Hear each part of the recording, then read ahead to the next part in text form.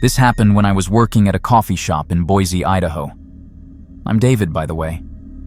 I started there last summer, desperate for cash to save up for a beat-up sedan I'd been eyeing.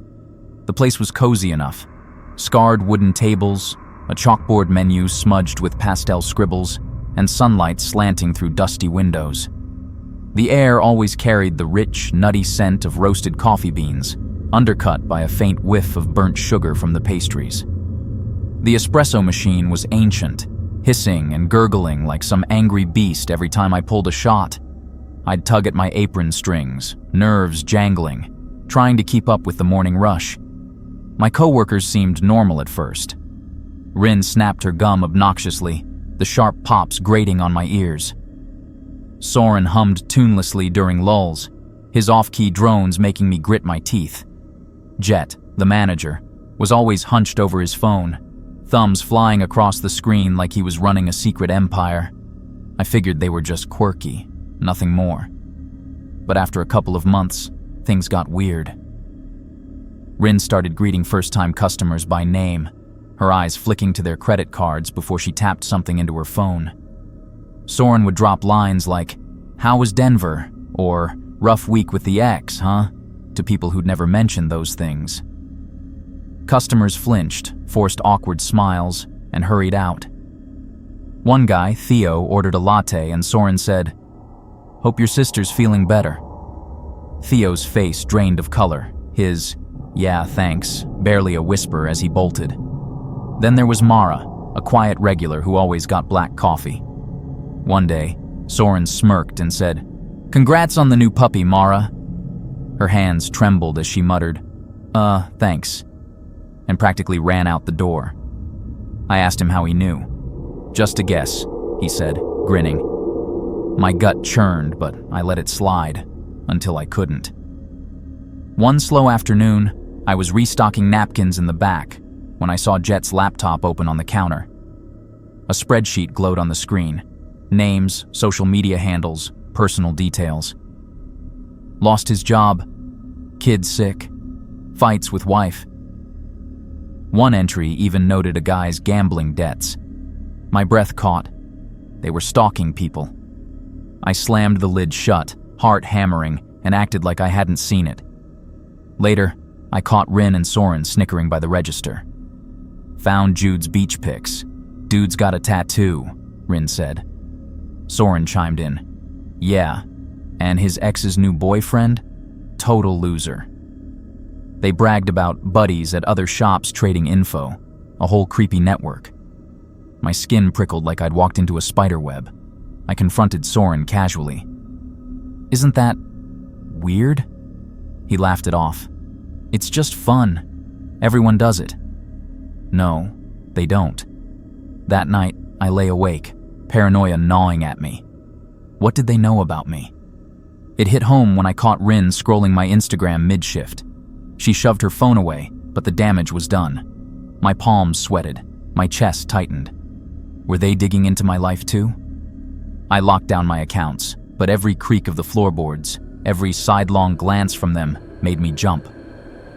One evening, steaming milk, I saw Rin whisper to Soren. They smirked at a guy ordering a cappuccino. Sure enough, Rin purred, "How's the new job, Levi?" "Heard it's stressful." Levi froze, laughed nervously, and left his change behind. I was done. I told Jet I was quitting, lied about a job in Seattle. He shrugged, still texting. Was he typing about me? As I grabbed my jacket, a guy walked in. Jet said, "Hey, Finn, how's the new apartment?" Finn's smile faltered. I stopped cold. It wasn't over. Now, at diners or cafes, I'm paranoid. What do they know? I pay cash, keep my head down. But sometimes, I catch a barista's stare lingering too long, and that itch won't go away.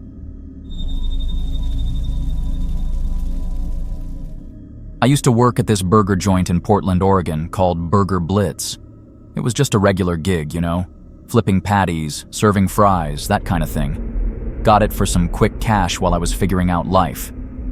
The place was always packed, especially with hipsters and late-night weirdos. But then, things got creepy. They had this loyalty program, Blitz Rewards. Customers got points for buying stuff, but I noticed it tracked way more. Like how often they showed up, what they ate, even how long they sat there chewing. I thought, okay, maybe it's just fancy tech. But one night, I still get chills. I was sweeping up, and I found this paper under the manager's desk. It said, MindSync Behavioral Research. What the hell? It talked about tweaking people's eating habits with targeted incentives. Freaky, right? The place always felt strange. The vents buzzed too loud, like a whisper you couldn't catch. And this one regular Mrs. Vonda, she'd shuffle in, all quiet, ordering a plain burger every Tuesday. She looked sad, like life had chewed her up. After a while, she'd get these random coupons for her burger, right when she seemed extra down. I figured out the system was picking on her, making her need that damn burger. Then it hit me. I was in it too. I started craving fries all the time, even on my days off. My shifts kept shifting, always when certain people came in. Once I saw my headset blinking red, recording me talking to customers. I'd say dumb stuff like, "Hey, fries are fresh today," and it was all saved somewhere. I told my buddy Zane about it. He's this chill dude who worked the grill. "Bro," he goes, "you're just tired." It's a burger joint, not a lab. But I wasn't buying it. I had to ask the manager, Mr. Drace.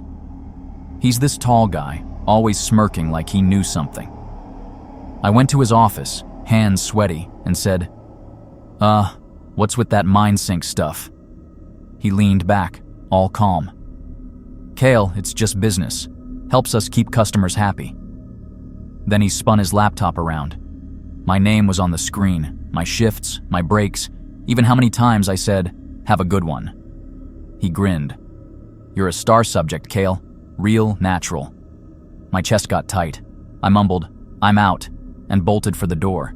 It wouldn't open. He laughed. "Relax, you're fine.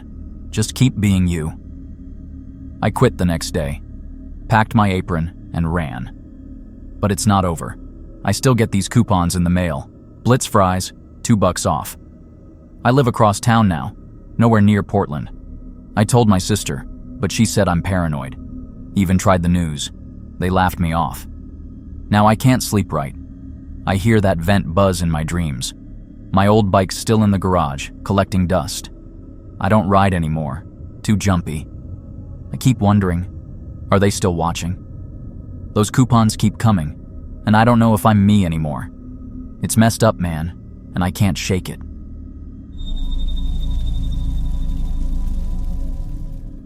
I was, maybe 22. Just moved there. Broke as hell. My buddy got me a gig at this pizza delivery spot on Lincoln Avenue called Pizza Haven.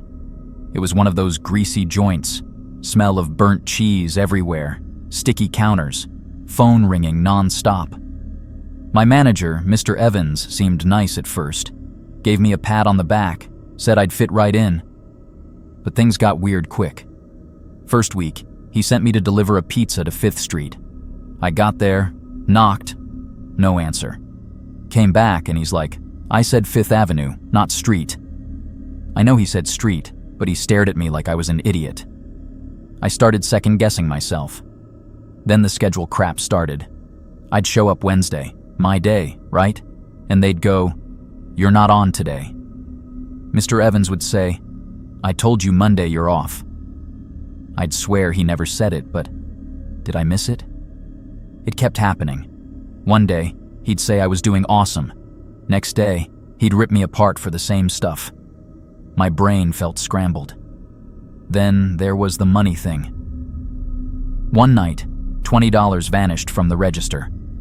Mr. Evans pointed at me. "You were here. Where's the cash?" I panicked, swore I didn't take it. 2 days later, the money's back, and he's like, "What money?" Never happened. I thought I was losing it. Another time, I caught him switching the schedule after I checked it, then he denied it. And there was this creepy hum from the storage room, like a fridge, but off. I looked once, found nothing. Freaked me out. I wasn't alone in this. Ravi, This other driver quit before me. He said he started hearing voices after a month, thought he was cracking up. Tara, a cashier, told me she'd cry herself to sleep because she couldn't trust her own head anymore. She'd forget orders, screw up deliveries, and Mr. Evans would just smile, like he enjoyed it. I started slipping too, forgetting addresses, dropping pizzas. I'd check everything twice, but it didn't matter. One night, I was locking up alone, dropped my keys in Mr. Evans's office and saw this notebook on his desk. My name, Zephyr, was on it. Inside, stuff like, Zephyr hates being wrong, push that, and gets nervous easy, use it. Pages for everyone, all their weak spots. They were messing with us on purpose, breaking us down. My hands were shaking so bad I almost dropped it. There were even notes on pitting us against each other, like telling Ravi I called him lazy, which I never did. It was a game to them. I quit the next day. Couldn't sleep for weeks.